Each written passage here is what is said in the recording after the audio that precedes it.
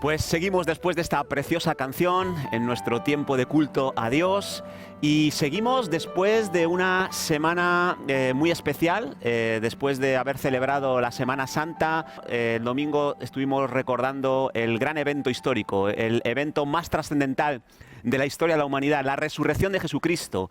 Y una semana después me surge una pregunta que quiero intentar responder. ¿Qué sucedió después de la resurrección de Jesucristo?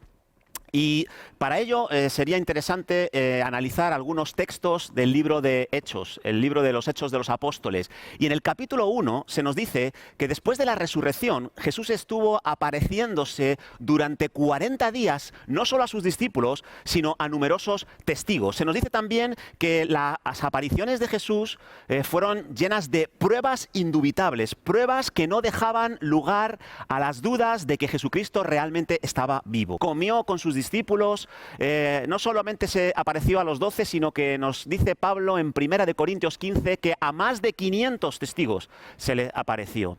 ¿Y qué hizo en esas apariciones? Hechos capítulo 1 también nos dice que les estuvo hablando acerca del reino de Dios. Y no sabemos exactamente todo el contenido de esa instrucción, pero sí sabemos que al menos hubo dos promesas que estuvo reforzando en la vida de sus seguidores. La primera, la del Espíritu Santo, la promesa que en el Antiguo Testamento en diferentes momentos se nos transmitió de que había un tiempo especial en el que el Espíritu Santo vendría a morar en el interior de los seguidores de Dios.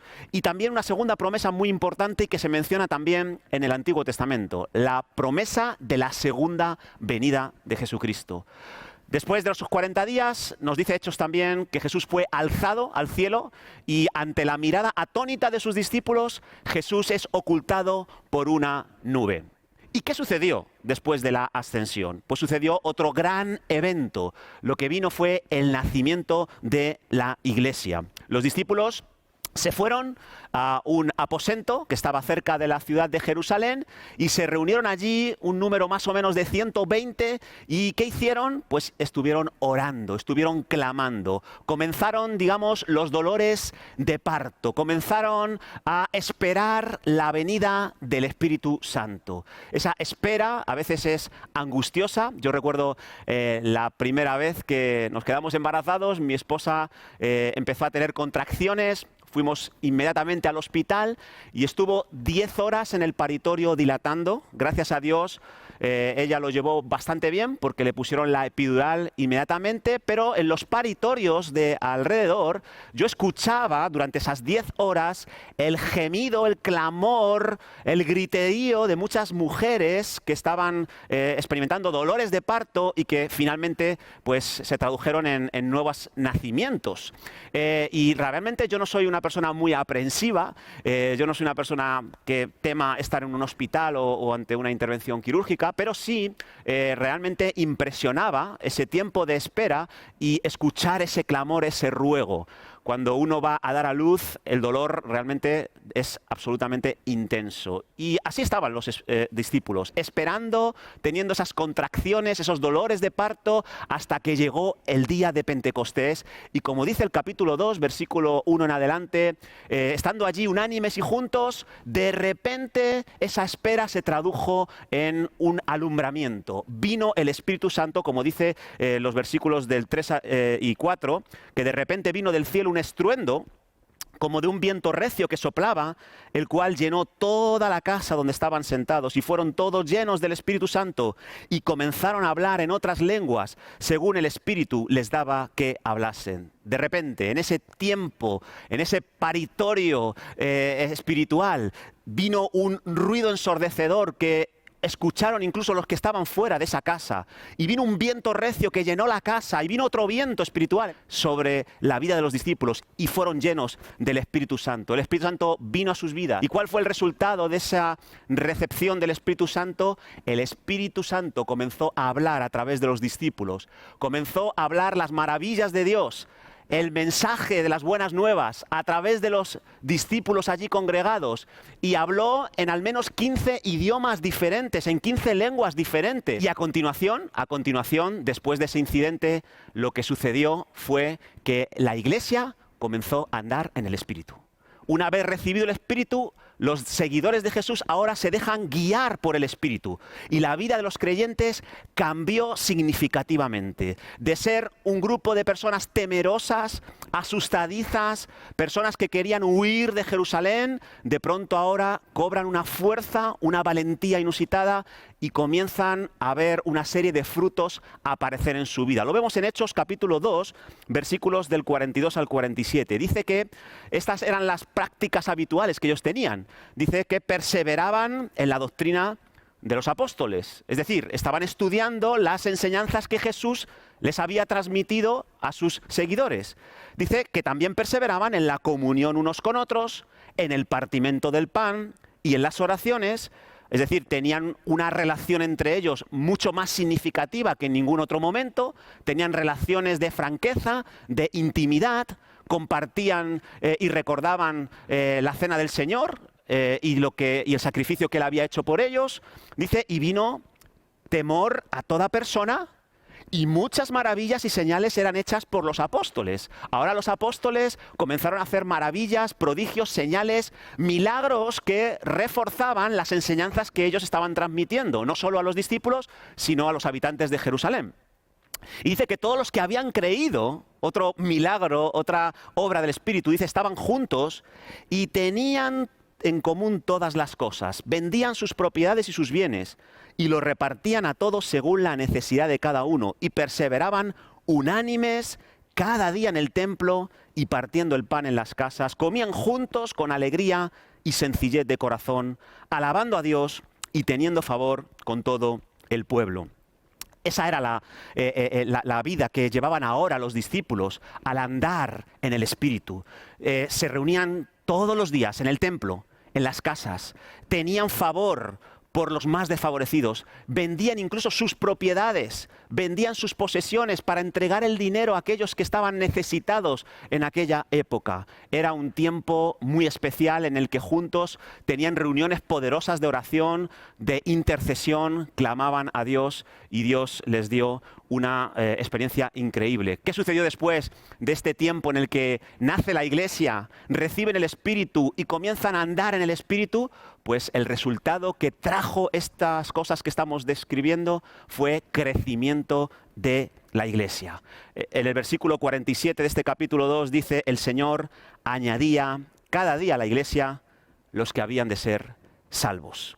La iglesia pegó un estirón como el que pega un preadolescente en la pubertad. Un estirón como el que pegan estos niños de entre 12 y 14 años que en la etapa de transición de la infancia a la adolescencia y luego a la etapa adulta experimentan una aceleración en su talla que en algunos puede llevar 7 y 13 centímetros más de estatura.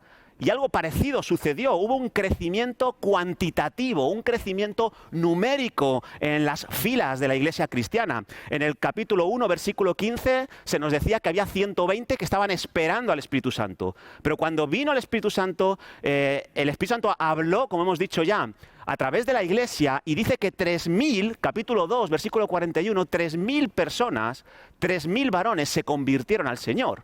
Ya eran 3.120. Pero es que en el capítulo 4, versículo 4, después de otra predicación acompañada de un milagro de sanidad, 5.000 más se convirtieron y ya eran 8.120. Pero no queda ahí la cosa. El estirón, la aceleración de crecimiento que experimentó la iglesia, el crecimiento exponencial, dice capítulo 5, versículo 14, que sigue aumentando y los que creían en el Señor aumentaban más y más, gran número así de hombres como de mujeres.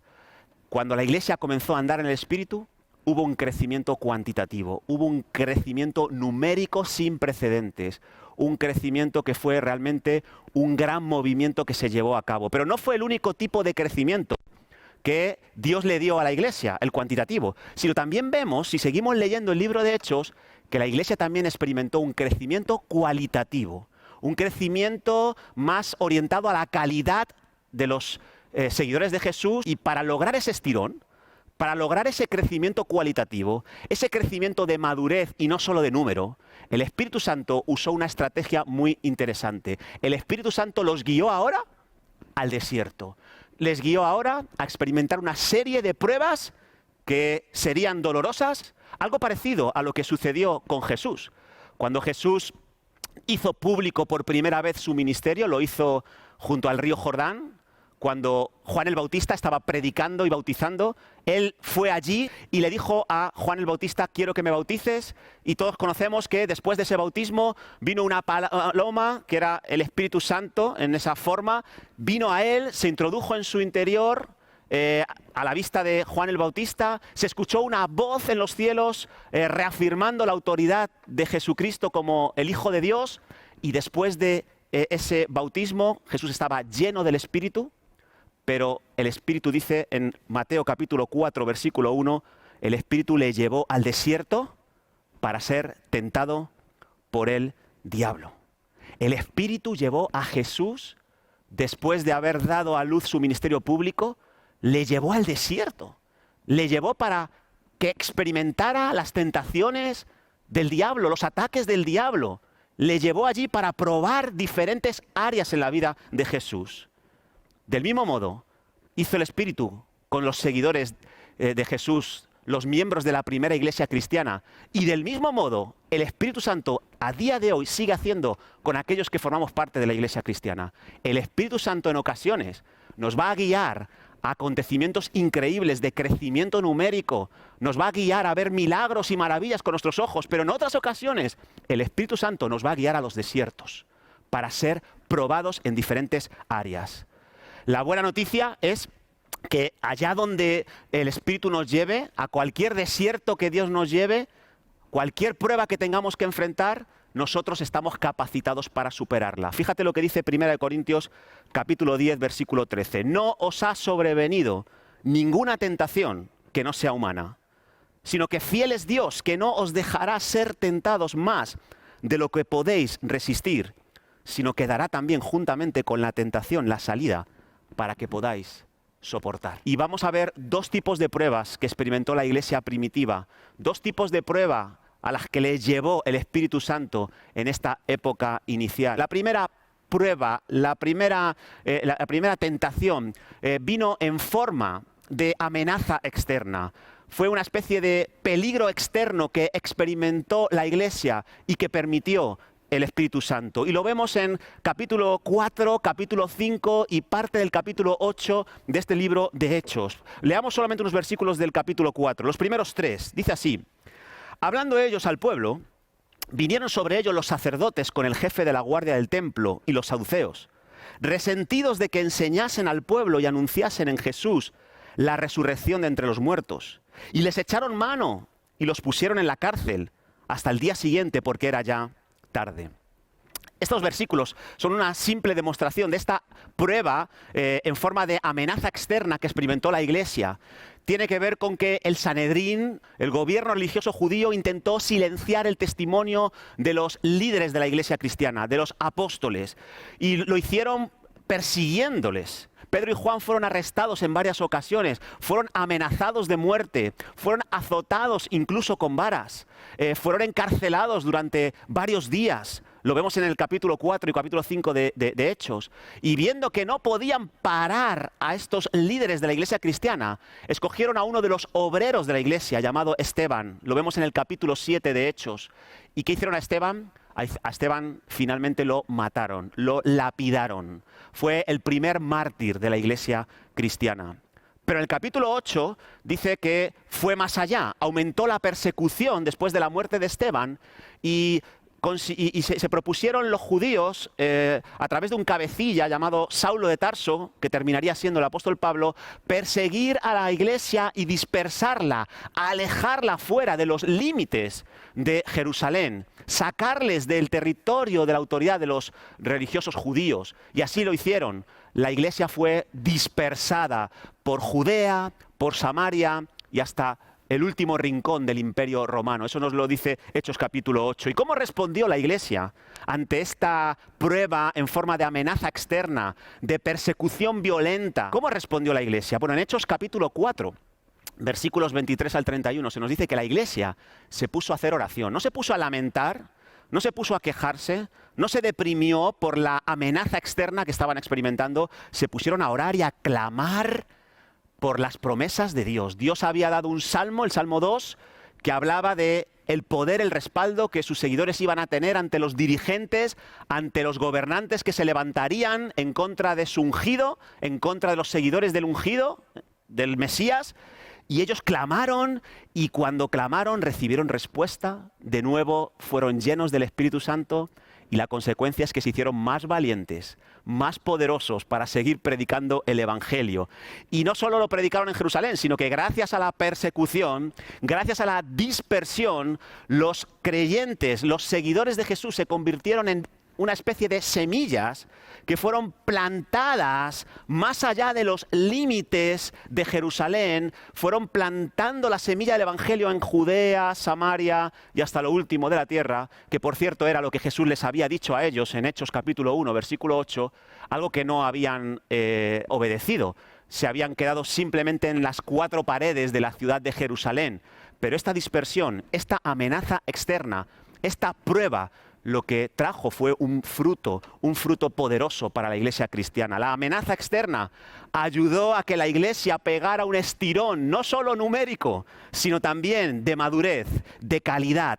Esa persecución violenta que experimentaron fue transformada en un crecimiento cualitativo. Pero hemos hablado de 2 tipos de pruebas que experimentó la iglesia primitiva, 2 tipos de pruebas a las que el Espíritu Santo llevó a la iglesia primitiva. Y es en esta en la que yo me quiero centrar un poco más. La prueba que viene en forma de amenaza interna, en forma de peligro interno. Y eso lo vemos en Hechos, capítulo 5 y capítulo 6. La primera prueba en forma de amenaza interna tiene que ver con 2 creyentes de la iglesia de Jerusalén, Ananías y Zafira. Vamos a leerlo en el capítulo 5, los primeros 11 versículos. Dice: pero cierto hombre llamado Ananías, con Zafira su mujer, vendió una heredad y sustrajo del precio, sabiéndolo también su mujer, y trayendo solo una parte, la puso a los pies de los apóstoles. Y dijo Pedro a Ananías: ¿por qué llenó Satanás tu corazón para que mintieses al Espíritu Santo y sustrajeses del precio de la heredad? Reteniéndola, ¿no se te quedaba a ti? Y vendida, ¿no estaba en tu poder? ¿Por qué pusiste esto en tu corazón? No has mentido a los hombres, sino a Dios. Al oír Ananías estas palabras, cayó y expiró. Y vino un gran temor sobre todos los que lo oyeron, y levantándose los jóvenes, lo envolvieron y sacándolo, lo sepultaron. Pasado un lapso como de 3 horas, sucedió que entró su mujer, no sabiendo lo que había acontecido. Entonces Pedro le dijo: dime, ¿vendisteis en tanto la heredad? Y ella dijo: sí, en tanto. Y Pedro le dijo: ¿por qué convenisteis en tentar al Espíritu del Señor? He aquí a la puerta los pies de los que han sepultado a tu marido, y te sacarán también a ti. Al instante ella cayó a los pies de él y expiró. Y cuando entraron a los jóvenes, la hallaron muerta, y la sacaron y la sepultaron junto a su marido. Y vino gran temor sobre toda la iglesia y sobre todos los que oyeron estas cosas. Así que aquí se está enfrentando a su segunda prueba, ante su segunda tentación, la iglesia cristiana. Y como digo, es una tentación, una amenaza que viene desde el interior. Satanás había intentado perseguir externamente a la iglesia, no pudo con ella, la hizo más fuerte. Ahora quiso cambiar su estrategia e intentó desestabilizarla desde el interior.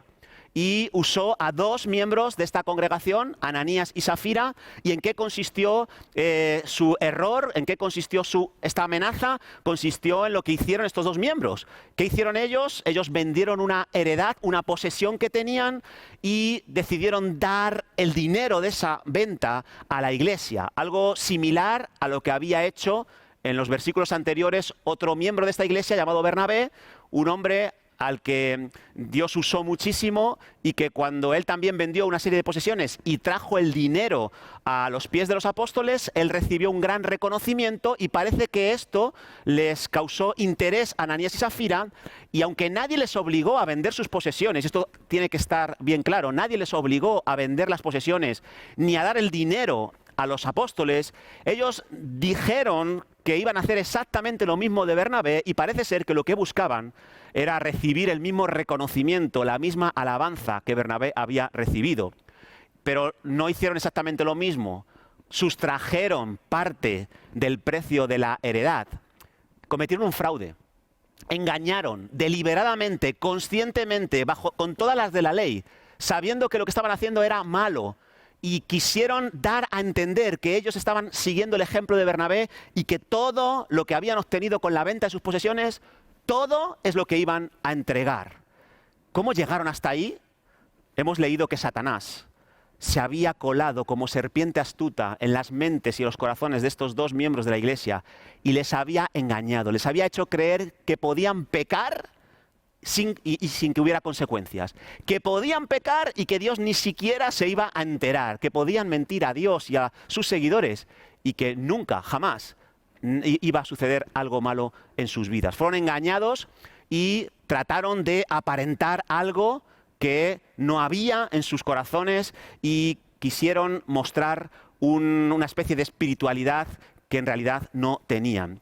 Pusieron una fachada hermosa para que todo el mundo observara lo que había exteriormente y que no descubrieran lo que había en su interior. ¿Y qué sucedió con estas personas? Lo hemos leído también. Ambos murieron. Ambos cayeron a los pies de los apóstoles. ¿Y cómo fue así? ¿Qué les pasó? Pues Dios trató con ellos. Dios les disciplinó, Dios les podó, les cortó. ¿Y por qué? ¿Por qué llegó esta situación a este punto? Bueno, pues porque algo que no habían entendido es que Dios trata con el pecado. Dios trata con el pecado y especialmente con el pecado que está escondido, con el pecado no confesado, con el pecado que se quiere ocultar, que se quiere meter debajo de una alfombra, la alfombra de nuestro corazón. Dios salió para confrontar. Dios le dio discernimiento al apóstol Pedro y Pedro, cuando descubrió la mentira, el engaño de Ananías y Safira, le dijo claramente: no me habéis engañado a mí, habéis intentado engañar a Dios, eso es imposible, y cayeron inmediatamente. El pecado es algo que debe ser confrontado, el pecado es algo que debe ser tratado y Dios nos lleva a veces a situaciones en nuestra vida, por ejemplo una pandemia como la que estamos viviendo, para que podamos tener tiempo para analizar el pecado oculto que hay en nosotros. Hay pecados que nos son ocultos, como decía el rey David, y necesitamos descubrirlos, necesitamos atender a nuestro corazón, porque el pecado es tremendamente contagioso. El pecado es peor que el coronavirus, peor que cualquier otro virus de la historia de la humanidad. El pecado daña a las personas, les roba la paz, daña la relación que pueden llegar a tener con Dios, daña la relación que podemos tener con otras personas. El pecado daña el propósito que Dios tiene para nuestra vida, pervierte la misión que Dios nos ha dado a cada uno de nosotros. El pecado tiene un precio y Dios quiere que tratemos con el pecado porque nos ama y está dándonos oportunidades. Algo similar le sucedió a otro personaje de la Biblia en el Antiguo Testamento, un hombre llamado Acán, de la tribu de Judá. Cuando él pertenecía a ese grupo de Israel que conquistaron la tierra prometida. Y cuando llegaron a la primera ciudad, a Jericó, Dios les dijo claramente, con todo lujo de detalles, que vencerían esa batalla, pero que no tomarían absolutamente nada de ese botín. ¿Por qué? Porque las primicias son para Dios. La primera victoria de la tierra prometida, el botín de esa victoria tenía que ser dedicado y consagrado a Dios. Pero Acán, que sabía esta directriz, pasó por alto deliberadamente esa directriz y cogió un manto babilónico que le pareció muy bonito, cogió algo de oro, algo de plata, dijo: ¿quién se va a enterar de esta sustracción? Y la escondió bien escondida debajo de su tienda. Y cuando Israel quiso conquistar la segunda ciudad de la tierra prometida, 36 hombres murieron. Y Josué no entendía por qué. ¿Por qué hemos dejado de crecer? ¿Por qué hemos dejado de avanzar? Y clama a Dios y en esa oración parece incluso que hasta le echa la culpa a Dios de ese fracaso. Y Dios le dice: hay pecado en la congregación, hay pecado no tratado, hay pecado escondido, similar al de Ananías y Safira que estamos describiendo. Y tiene que ser tratado el pecado para poder seguir creciendo, para pegar el estirón cualitativo que quiero para vosotros. Y Dios no reveló el pecado de manera inmediata. Hizo una especie de protocolo muy tedioso, muy largo, y empezó a seleccionar tribus. Luego, después de ciertas tribus, empezó a apartar a familias, hasta que llegó al que tenía escondido el anatema, al que tenía escondido el pecado, Acán y su familia. ¿Por qué Dios esperó tanto para señalar a Acán? Para mí es una demostración de la gracia de Dios, de la misericordia de Dios. Dios no quiere que el pecador muera. Dios no quiere cortar al que ha pecado, al que está escondiendo. Dios quiere extender su gracia y su misericordia. Quiere darnos tiempo para que seamos nosotros los que confesemos el pecado. Pero Acán no estuvo dispuesto. Acán hasta el último instante tenía la esperanza de que a Dios se le despistara de alguna manera y que no pudiera detectar lo que él tenía escondido. Pero no fue así. Finalmente Josué le dijo: da gloria a Dios, revela, confiesa lo que hay ahí, confiesa ese pecado. Y Acán finalmente no tuvo más remedio que confesar, sacar el pecado a la luz, y le costó muchísimo ese pecado a Acán. Él murió, su familia también murió, fueron tragados por la tierra, pero también la congregación de Israel fue perjudicada y, como decía antes, 36 soldados perdieron la vida por causa de ese pecado de Acán. El pecado te daña a ti, el pecado daña a tu familia, el pecado daña a tu iglesia, el pecado daña a la sociedad, y por eso Dios nos lleva al desierto, para que veamos lo que hay en nuestro corazón. Porque dice 1 de Juan 1:8 que si decimos que no tenemos pecado, nos engañamos a nosotros mismos y la verdad no está en nosotros. El pecado no confesado con el tiempo te ciega, con el tiempo te genera autoengaño, con el tiempo te hace creer que estás bien cuando no estás bien. El pecado tiene la capacidad de engañarnos de una manera increíble. Nos hace creer que no va a pasar nada, aunque estemos haciendo cosas verdaderamente terribles en lo oculto. Nos hace creer que nuestra familia nunca va a ser perjudicada, que nuestra iglesia va a poder seguir adelante haciendo lo que estamos haciendo. Y la realidad es que no. El Espíritu Santo dice: no, tienes que tratar ese pecado. Me encanta un pasaje de Jeremías, dice Jeremías capítulo 17, versículos 9 y 10, dice: engañoso es el corazón más que todas las cosas y perverso. Y termina ese versículo con la siguiente pregunta: ¿quién lo conocerá? El corazón es tan engañoso que te la juega a diario a ti como individuo. Entonces, ¿cómo voy a saber cuándo me engaña? El siguiente versículo nos da la respuesta: yo, Jehová, que escudriño la mente, que pruebo el corazón, para dar a cada uno según su camino, según el fruto de sus obras. Así que el corazón es engañoso, nos la juega, nos la cuela a diario, nos hace creer que todo está bien cuando no está bien, pero Dios puede desenmascarar tu corazón. Dios puede ayudarte a pillarle a tu corazón cuando te quiera engañar. Y Dios está ahí también para recordarte: no vale la pena esconder el pecado, nunca te va a compensar errar el blanco, nunca te va a compensar guardar silencio. La solución no es ocultar el pecado, la solución no es justificarlo, la solución no es negarlo, dice Dios. La solución es confesarlo, la solución es tratar el pecado. La solución es sacarlo a la luz para que pueda ser arreglado nuestro pecado. Me encanta el apóstol Pablo. El apóstol Pablo, un hombre ilustre, una eminencia espiritual, pero la cualidad que más me gusta de él es su honestidad, su transparencia a la hora de confesar sus errores. Uno de mis pasajes favoritos es Filipenses capítulo 3, versículos 12 y 13. ¿Sabes lo que dice el apóstol Pablo aquí? Dice: hermanos, no que lo haya alcanzado ya, ni que ya sea perfecto. No pretendo haberlo ya alcanzado, dice el apóstol Pablo. Me encanta la sinceridad que refleja aquí el apóstol Pablo. Él habla de sus debilidades con franqueza. Él dice: yo aún soy imperfecto, yo aún cometo errores, dice el apóstol Pablo. Yo aún tengo cosas que mejorar, yo aún tengo cosas que confesar.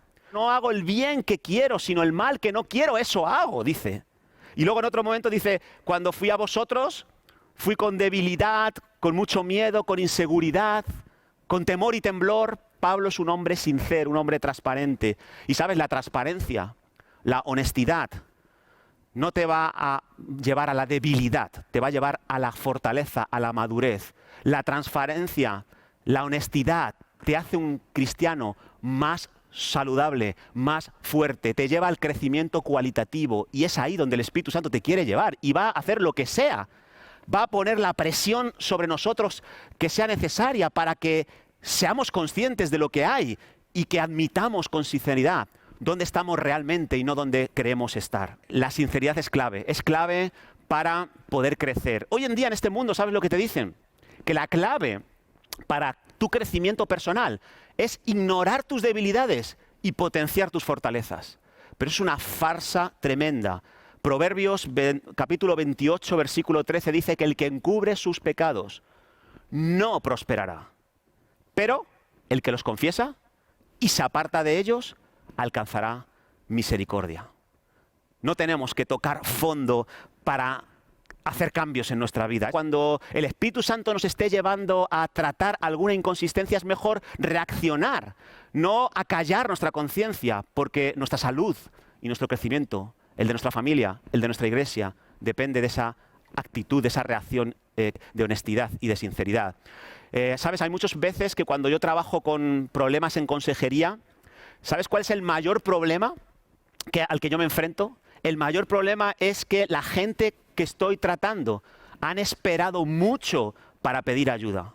Y ahora en ese momento en el que se encuentran, después de haber esperado tanto para decir tengo un problema, estamos haciendo algo mal y nos está dañando, pues ahora resulta mucho más difícil tratar con esas problemáticas.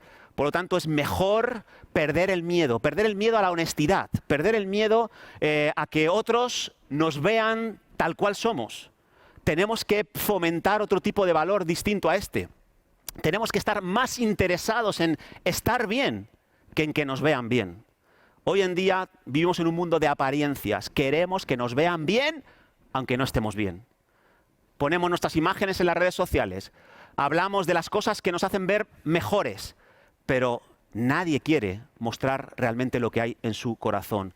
Pero Dios dice que da gracia al humilde y resiste al soberbio. Resiste al orgulloso.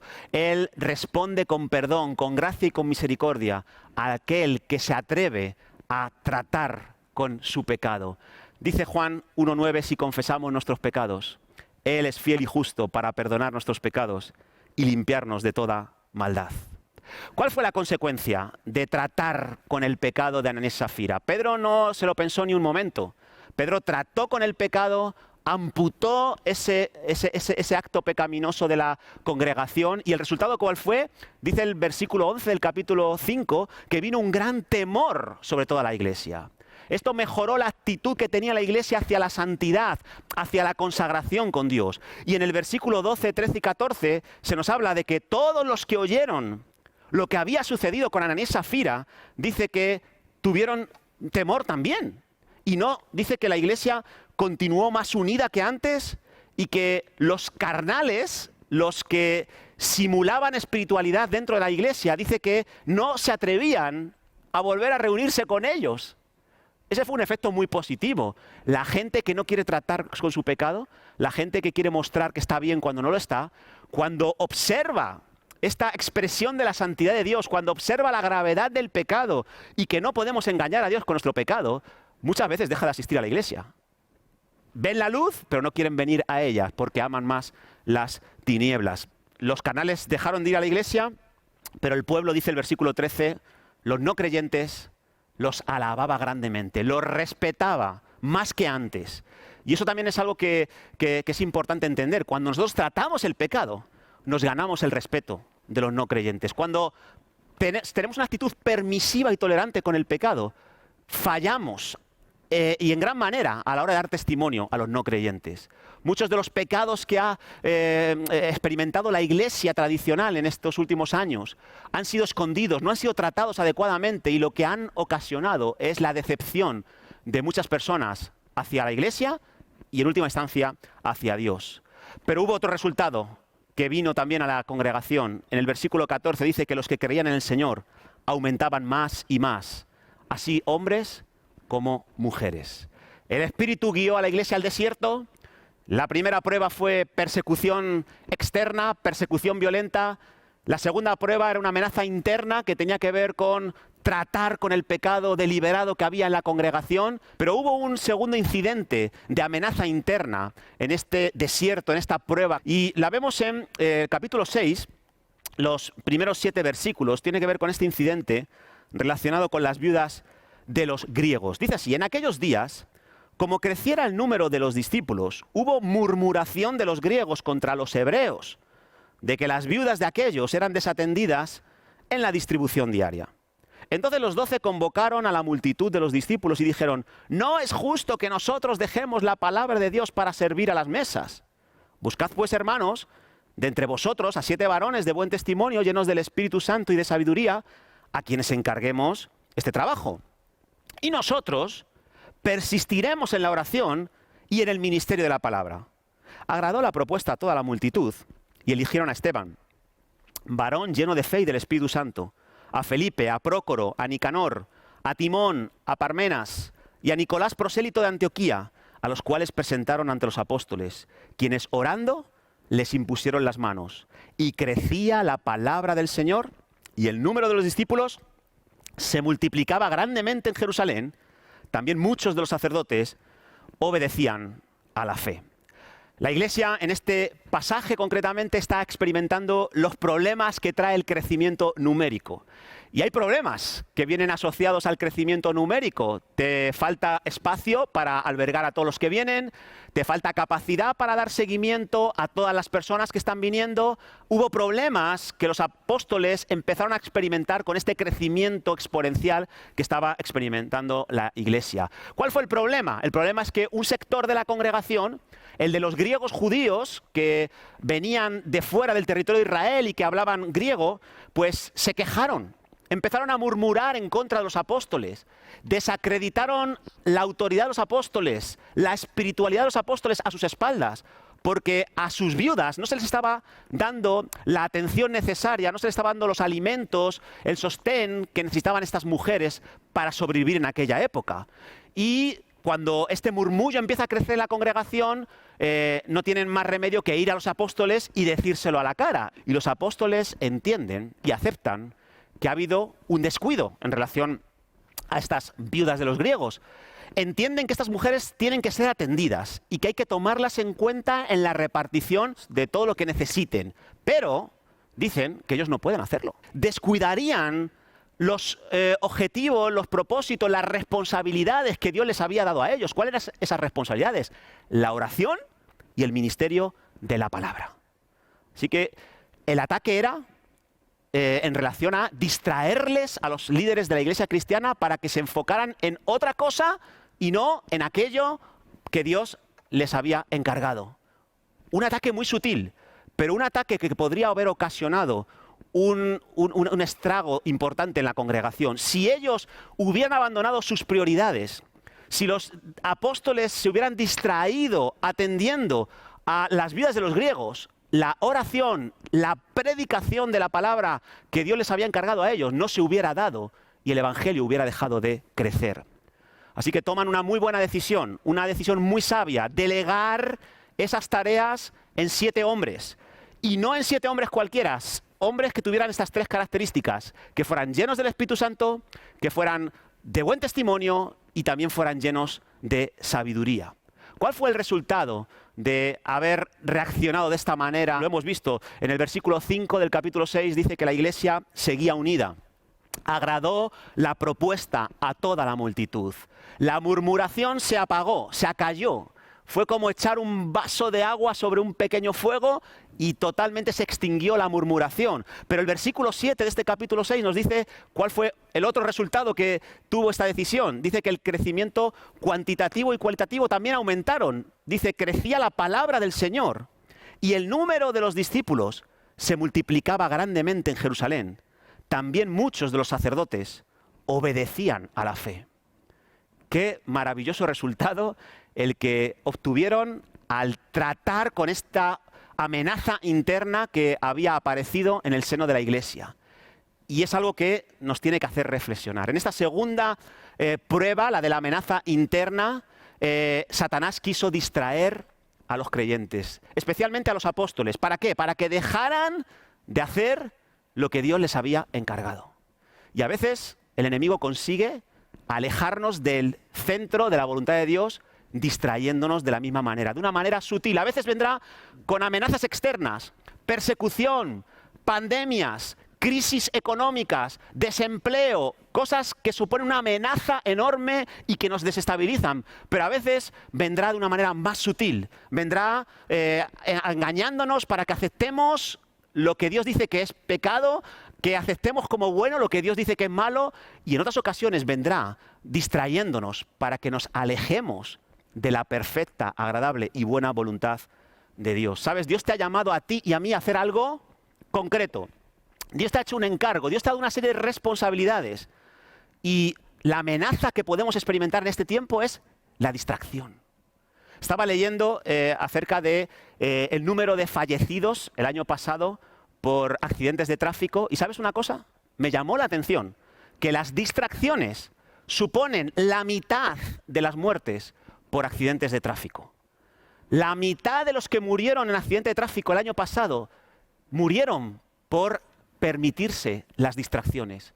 Algunos iban con el móvil cuando su coche estaba a toda velocidad y eso les ocasionó la muerte. Otros, mientras conducían, se distrajeron programando el GPS. Otros encendieron un cigarrillo, otros simplemente cambiaron la emisora de radio o cambiaron el CD que estaban escuchando. Todos y cada uno tenían algo en común. Las distracciones les causó la muerte. Y en el ámbito espiritual es algo que también nos puede acontecer. Y el Espíritu Santo quiere llevarnos por este tiempo de desierto, por este tiempo de prueba, para que podamos también detectar aquellas cosas que causan una distracción en nuestra vida. Estoy seguro, hermanos y hermanas, que esta pandemia, esta cuarentena, este periodo prolongado de aislamiento en el que estamos inmersos aquí en España, Dios lo quiere usar para nosotros, para tratar con el pecado que está escondido, con ese pecado del que no somos conscientes y que está dañando nuestro progreso, está dañando nuestro hogar y la salud de nuestro hogar, está dañando a nuestra iglesia. Pero ¿sabes qué? El enemigo no quiere que te enteres de lo engañoso que es tu corazón. El enemigo no quiere que le des tiempo a Dios para desenmascarar el engaño que hay en tu corazón. ¿Y sabes lo que hace? Te distrae, te distrae. Te distrae en esta cuarentena con entretenimiento, te distrae con Netflix, te distrae con Amazon Prime, te distrae con las redes sociales, te distrae con programas de televisión, te distrae y te lleva a refugiarte en el placer, en la gratificación, te distrae con el placer para que no escuches lo que necesitas escuchar, para que no trates lo que tienes que tratar. Y el Espíritu Santo quiere hacerlo, quiere eliminar las distracciones. A otros les distrae de otra manera, escuchando las noticias, cada mañana actualizando los datos de cuántos infectados hay en España, cuántos muertos hay, cuándo se acabará la cuarentena, cuál va a ser la próxima prórroga, cuándo volveremos a la normalidad, cuál va a ser el impacto económico que va a tener España con el coronavirus. Y hay gente que se está distrayendo con esa información, está escuchando a las voces inadecuadas y se está perdiendo crecer cualitativamente, pegar un estirón como el que pegan los jóvenes en la pubertad para pasar a una etapa más adulta.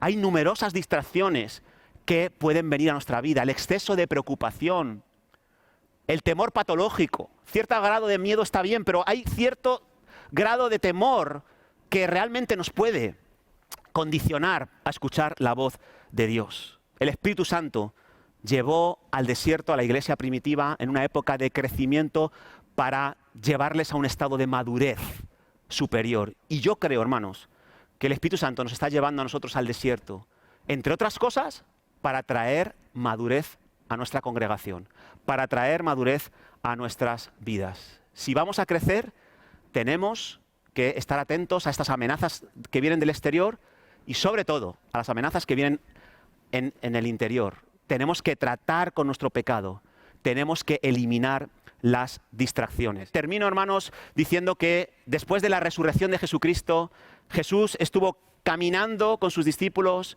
Los discípulos, después de que ascendió Jesús, esperaron el Espíritu Santo, recibieron el Espíritu Santo, fueron guiados por el Espíritu Santo y en ocasiones fueron guiados a verdes pastos, pero en otros lugares fueron guiados a valles de sombra de muerte. Los discípulos comenzaron a experimentar cosas muy buenas, pero también una serie de peligros, unos externos y otros internos. Experimentaron la persecución violenta, el maltrato, el asesinato. Vieron al enemigo venir como león rugiente ante ellos, pero también experimentaron problemas en el interior.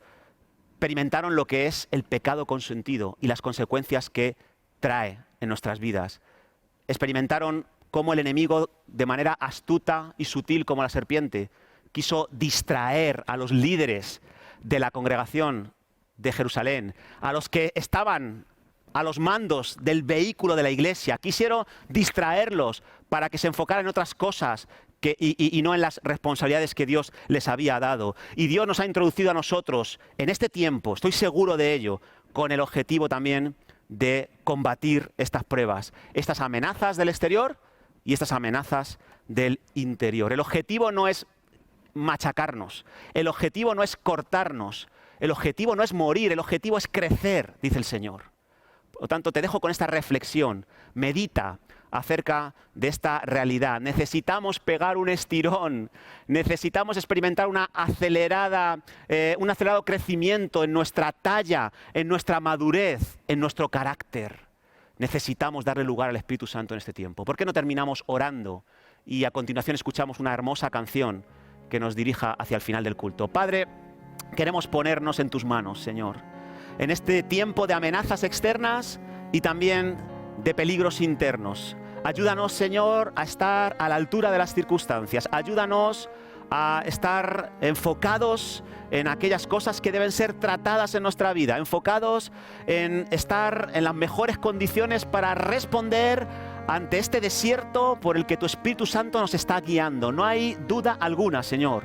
Tú nos has llevado al desierto para ser probados y para salir en el poder de tu Espíritu Santo después de esta crisis, Señor. Ayúdanos a no distraernos. Ayúdanos a no estar enfocados en otras cosas que no son las adecuadas. Ayúdanos, te lo suplico, en el nombre de Jesús. Amén.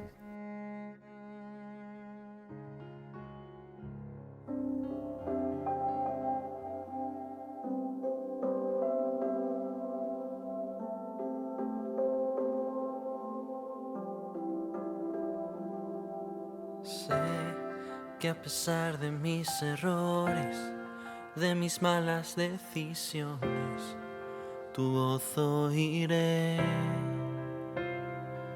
Y siento que algo en mí ha de cambiar. En tus manos quiero estar. Corrígeme. Perdón por todos esos pensamientos, por esos muy malos momentos que me hicieron volver hacia atrás, sin ver que cada vez que vuelvo ahí me aparto mucho más de ti, volviendo en sí. Diré, eres luz, creador, gran yo soy, redentor, eres alfa y omega. Tú moriste en la cruz, siendo yo pecador, para darme la vida.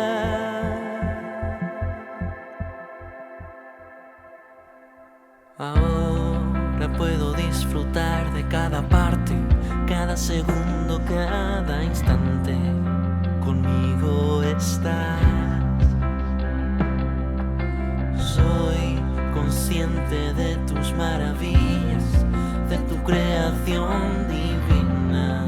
Tú eres real. Es más, de todo lo que a mí me afecta, de la forma más correcta, mi deseo es estar cerca de ti, vivir conforme a lo que tú más quieras, para adorarte y servirte, vivo por ti, Jesús.